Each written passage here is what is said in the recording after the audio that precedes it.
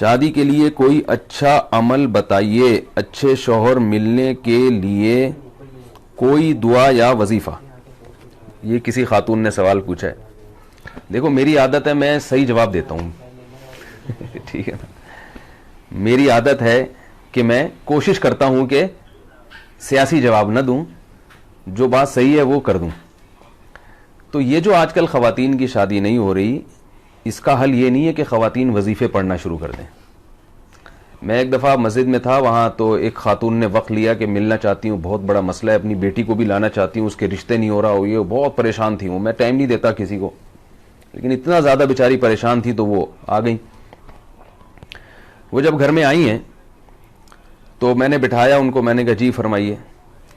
تو انہوں نے کہا میری یہ بیٹی ہے, اس کی عمر ہو گئی 30 سال اور رشتے نہیں ہو رہے, بہت پریشان ہوں, کسی نے جادو کر دیا, کسی نے یہ کر دیا, کسی نے وہ کر دیا. میں نے کہا کہ آپ کی لڑکی کی یعنی ایجوکیشن کیا؟ انہوں نے بتایا ایم اے کیا ہوا اس نے. تو میں نے اس خاتون لڑکی سے, پردے میں تھی وہ, کہیں ایسا نہ ہو میرے خلاف ایک کلپ ابھی چلا دیں, کہ وہ پردے میں تھیں دونوں, نہیں بھی ہوتی تو یہ ان کی ہیڈ ایک ہے. اگر پردے میں نہیں آتی تو وہ ان کے خلاف کلپ چلانا چاہیے تھا, مولوی صاحب کے خلاف کلپ کی پھر بھی کوئی سمجھ میں آ رہی ہے نا بات. تو یہ بعض دفعہ ایسا ہوتا ہے بے پردہ خاتون کوئی مولوی صاحب کے سامنے آ کے بیٹھ گئی, اب فوراً لوگ نے کیا کر دیا, کلپ بنا کے یوٹیوب پہ ڈال دیا, وہ بیٹھے. بھائی اس کے خلاف کلپ بنا کے ڈالو کہ وہ کسی مرد کے سامنے بے پردہ ہو کے کیوں بیٹھی ہے, ٹھیک ہے نا. مرد کو پردہ کرنے کا حکم نہیں ہے, پردہ عورت کا حکم ہے. تو وہ میں نے ان سے, ان کی جو بچی تھی نا, میں نے ان سے کہا آپ نے ایم اے کیا ہوا, ماشاءاللہ آپ پڑھی لکھی ہیں.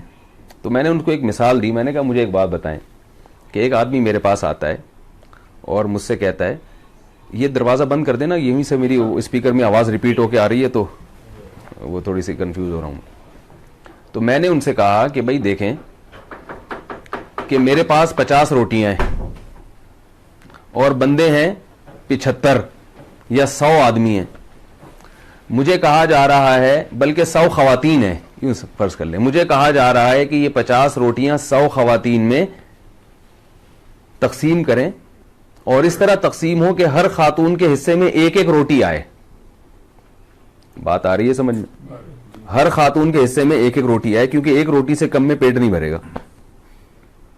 تو میں کر سکتا ہوں, میں یا تو, اب میرے پاس 2 آپشن ہیں, یا تو میں 50 روٹیاں 50 خواتین کو دے دوں اور باقی 50 کو کہوں آپ بھوکے رہو, یا یہ ہے کہ وہ آدھی آدھی توڑ کے,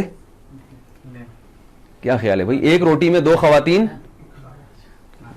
بول لینا کوئی گورنمنٹ کی طرف سے پابندی نہیں ہے, ایک روٹی میں 2 خواتین شریک ہو جائیں. اب کیا ہے کہ میں جو اصل حل ہے وہ تو نہیں بتا رہا لوگوں کو کہ بھائی یہ ایک روٹی میں 2 خواتین شریک ہو جائیں, یہ نہیں بتا رہا میں, بلکہ میں کہہ رہا ہوں یار روٹیاں 50 ہیں اور میں جب بھی تقسیم کرتا ہوں 50 بیچاری بیٹھی ہوئی ہے, ان کو ملی نہیں رہی روٹی, تو اب میں ان کو وظیفہ بتاؤں کہ آپ ایسا کریں, سورہ مزمل 18 دفعہ پڑھیں, آپ سورہ ملک 15 دفعہ پڑھیں, آپ جو ہے تہجد میں ربنا حب لنا من ازواجنا وذریاتنا قرۃ اعین واجعلنا للمتقین اماما, یہ والی دعا 345 دفعہ پڑھیں, اور چغتائی صاحب کا رسالہ پڑھا کریں افخری, ٹھیک ہے نا, اس میں اور وظیفے ہیں. تو یہ کوئی کامن سینس کی بات ہوگی؟ بھائی ہے ہی نہیں. جب ہے ہی نہیں تو کہاں سے وہ ڈیوائیڈ ہو جائے گا؟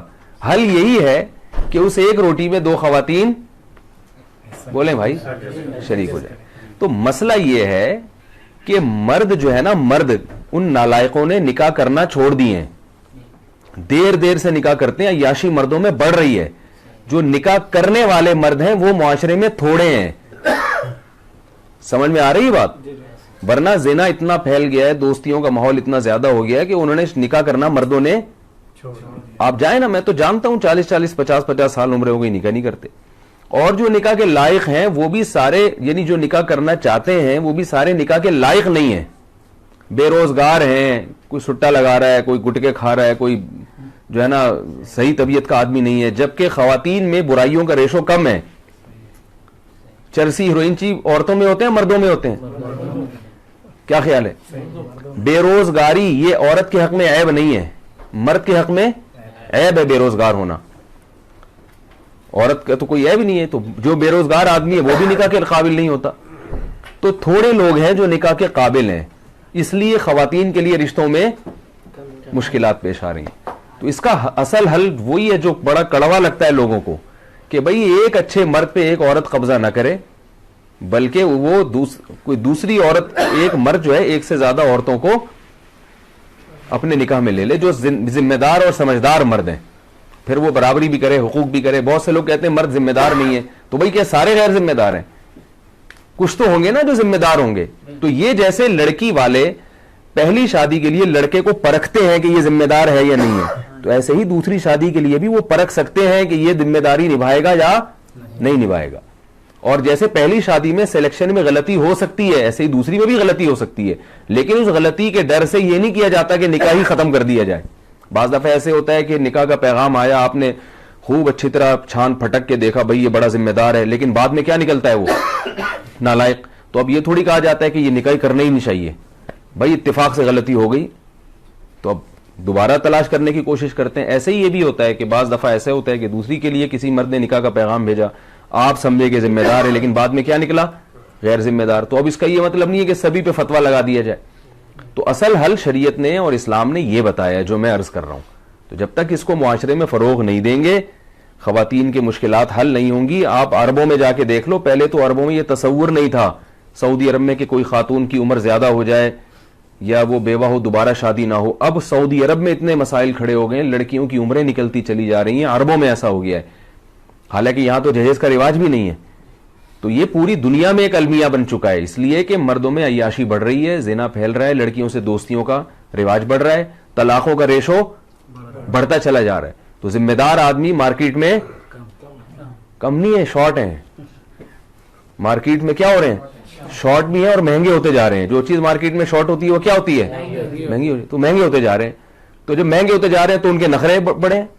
کوئی اچھا لڑکا آپ کے خاندان میں ہو تو وہ جب لڑکی نکاح کا لڑکی کے ابا اس سے بات کریں تو وہ اتنی پنچایتیں کرتا ہے نا, مجھے لڑکی ایسی چاہیے, اگر وہ قوم بھی وہی ہو اور شکل و صورت بھی ایسی ہو اور بہت زیادہ وہ ذرا سا کھاتا پیتا لڑکا ہو نا, اگر تعلیم اچھی ہے تو اس کے نخرے دیکھیں آپ. پھر وہ کرتا ہی نہیں. تھوڑی سی بھی ٹیڑھی میڑھی لڑکی ہوگی, تھوڑا سا رنگ دبا ہوا ہوگا, ذرا سا وزن زیادہ بڑھا ہوا ہے, ایک اسٹینڈرڈ بنایا ہوا ہے بھی اتنے کلو وزن ہونا چاہیے. یہ لڑکوں کی بات کر رہا ہوں. اور لڑکیاں اوٹ پٹانگ مردوں سے شادیاں کر رہی ہیں. میں نے سینکڑوں نکاح پڑھائے ہیں, آپ یہ نہ سمجھے کہ میں ہوائی باتیں کر رہا ہوں. سینکڑوں نکاح پڑھائے ہیں. بڑی اچھی اچھی خاندان کی لڑکیاں, جب نکاح پڑھاتا ہوں تو دولہا دیکھ کے میں ڈر جاتا ہوں کہ یار اس کے اتنے اچھے خاندان کی لڑکی کا نکاح اس مکھنچو سے ہو رہا ہے. وہ شکل سے لگ رہا ہوتا ہے لڑکا کہ یار یہ, لیکن لڑکی والے کیا ہوتے ہیں, مجبور ہوتے. کم عمر لڑکیوں کی شادیاں بڑی بڑی عمر کے لڑکوں سے ہو رہی ہیں. پڑھی لکھی لڑکیوں کی شادیاں بالکل جاہل لڑکوں سے ہو رہی ہیں. ڈاکٹر لڑکی کا نکاح میں نے پڑھا ہے میٹرک پاس سے, کیونکہ لڑکی والے مجبور تھے, یار لڑکی کی عمر نکلی جا رہی ہے, کیا کریں, رشتہ ہی نہیں مل رہا, رشتہ ہی وظیفے پڑھ لیے. تو پھر ایک رشتہ آیا میٹرک والے کا, تو مجھ سے مشورہ نہیں لگے. میں نے کہا بھائی گھر بٹھا لو, مگر کوئی جوڑ نہیں بنتا ہے. میٹرک بھی شاید زیادہ کہہ دیا, 8ویں پاس تھا وہ. پاس بھی پتہ نہیں کیسے ہوا, آپ کو پتہ ہے پاکستان میں پاس ہونے کے لیے کوئی, تو مجبوراً کیا انہوں نے. کیا ہوا, تھوڑے دنوں میں طلاق ہو گئی. طلاق کیوں ہوئی ہے کہ وہ لڑکی کے پیسے پہ نظر تھی کہ ڈاکٹر ہے تو ہمارا بچہ تو کچھ کر نہیں سکا, تو بہو کما کے کھلائے گی, ڈاکٹر ہے. تو ظاہر ہے یہ بے جوڑ کی شادی ہوئی نا, بے جوڑ کا نکاح ہوا. تو وہ جب نہیں کھلا رہی ہے, وہ اس کو عورت کو یہ احساس ہوتا ہے میں کیوں کھلاؤں بھائی, یہ کیا پورے. پھر ایسے ایسے نالائق خاندان ہیں کہ لڑکی شوہر کو پال رہی ہے. یہ سب میرے مشاہدے کی باتیں کر رہا ہوں میں, ہوائی اخباری رپورٹیں نہیں پیش کر رہا, مشاہدے کی باتیں کر رہا ہوں کہ لڑکی اپنے شوہر کو بھی کھلا رہی ہے اور بالآخر پھر دیور کو بھی کھلا رہی ہے, ساس سسر کو بھی کما کما کے کھلا رہی ہے. تو ایسے ایسے آپ دیکھیں یہ کلچر ہمارا بنتا چلا جا رہا ہے. تو اس لیے جو گراؤنڈ ریئلٹی ہے نا, اس سے آپ آنکھیں بند کریں گے تو آپ, جیسے وہ کبوتر جو ہے نا بلی کو دیکھ کے آنکھیں بند کر لیتا ہے, وہ یہ سمجھتا ہے کہ جیسے مجھے بلی نظر نہیں آ رہی, اب بلی کو بھی میں نظر نہیں آ رہا ہوں گا. تو یہ کبوتر کی بھول ہے بھائی, آپ کی آنکھیں بند کرنے سے دنیا اندھیری نہیں ہو جاتی, باقی سب ویسے ہی ہوتا ہے جیسا ہو رہا ہے. پھر بھی بہرحال دعا کرنا چاہیں کوئی رشتے کے لیے تو ربنا هب لنا من ازواجنا وذریاتنا قرۃ اعین واجعلنا للمتقین اماما. یہ دعا تینوں مقاصد کے لیے استعمال ہو سکتی ہے. کوئی لڑکا اس کی شادی نہیں ہو رہی, وہ بھی یہ دعا پڑھ سکتا ہے. کوئی لڑکی اس کی شادی نہیں ہو رہی, اس کے والدین یا وہ لڑکی بھی یہ دعا پڑھ سکتی ہے. ہر نماز کے بعد پڑھ لیں یا چلتے پھرتے پڑھ لیں.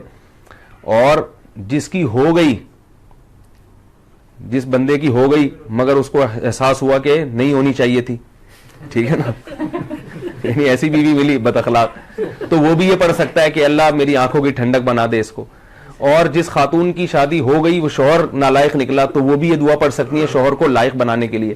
پھر نکاح ہو گیا اولاد نہیں ہو رہی اس کے لیے بھی یہ دعا ہے, اور اولاد ہو گئی مگر نالائق اولاد ہے تو اس کے لیے بھی یہ دعا ہے. بڑی زبردست دعا ہے, یہ یاد کر لیں. سورہ فرقان کے آخری رکوع میں ہے ربنا, ابھی نہ دہرائے میں صرف ترجمہ بتاتا ہوں, ربنا حب لنا من ازواجنا, اے اللہ ہمیں ہمارے ازواج کی طرف سے. ازواج کا جو لفظ ہے یہ بیوی کے لیے بھی استعمال ہوتا ہے اور شوہر کے لیے بھی استعمال ہوتا ہے. یعنی عورت ازواج کہے گی تو شوہر کے لیے استعمال ہوگا, اور شوہر کہے گی یہ دعا مانگے گا تو کس کے لیے؟ تو اے اللہ تو ہمیں ہماری ازواج کی طرف سے قرۃ اعین, آنکھوں کی ٹھنڈک عطا فرما, اور ذریت یعنی اولاد کی طرف سے بھی. تو آنکھوں کی ٹھنڈک جبھی ہوگی نا جب بیوی ہوگی, تو یہ کنواروں کے لیے بھی ہے.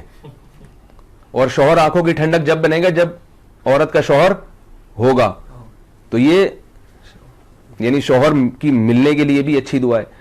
اور پھر شوہر نالائق ہے تو اس کو آنکھوں کی ٹھنڈک اللہ بنا دے, اس کے لیے بھی ہے. پھر اس میں ذریات نیک یعنی اولاد کے لیے بھی ہے کہ اولاد کو بھی آنکھوں کی ٹھنڈک بنا. تو اولاد ہوگی تو آنکھوں کی ٹھنڈک بنے گی نا, تو اولاد ہونے کی بھی دعا ہے. اور اولاد اگر بگڑی ہوئی ہے جو آنکھوں کی ٹھنڈک نہیں ہے, آنکھوں میں اسے دیکھ کے مرچیں لگنا شروع ہو جاتی ہیں, ٹھیک ہے نا, ایسا نالائق اولاد ہے, تو اس کے لیے بھی ہے یہ دعا.